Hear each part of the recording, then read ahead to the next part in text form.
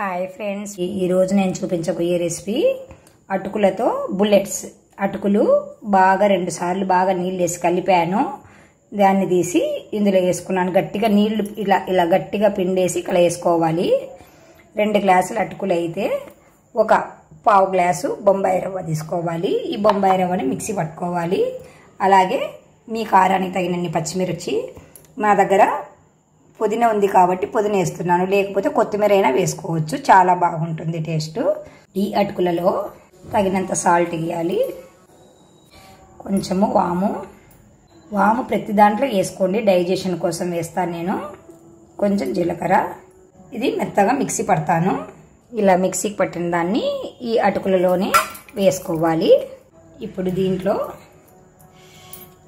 పచ్చిమిర్చిని ఇట్లా కట్ చేసుకొని కచ్చా పచ్చగా వేసుకోవాలి. ఈ పచ్చిమిర్చి ముక్కల్లోనే ఈ పుదీనాను కూడా వేసుకుంటున్నాను.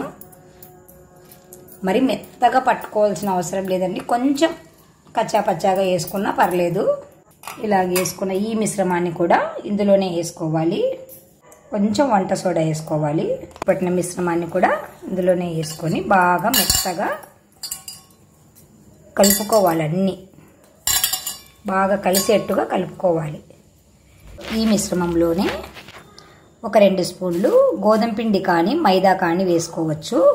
నేను మైదా చాలా తగ్గించేసాను, వాడకూడదని, అందుకని గోధుమ పిండి వేసుకున్నాను. లేదంటే బియ్యం పిండి అయినా వేసుకోవచ్చు, మీ ఇష్టం అండి. మీ దగ్గర ఏది ఉంటే అది వేసుకోండి.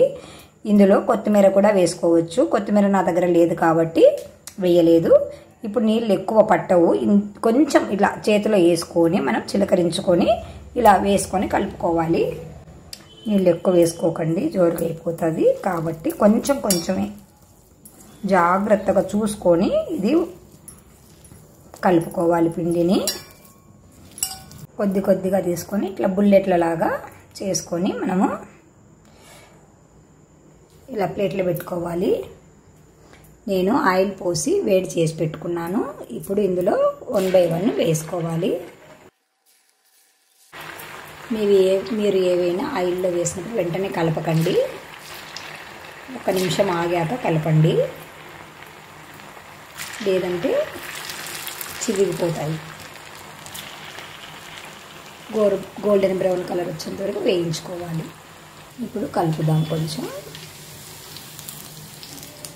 సిమ్లో పెట్టుకొని కాల్చుకోవాలి. చాలా టేస్టీగా ఉంటాయి. పిల్లలకు మనము స్కూల్ నుంచి వచ్చేసరికి త్వరగా అయ్యే రెసిపీ అండి ఇది. తప్పకుండా ట్రై చేసి పెట్టండి ఫ్రెండ్స్.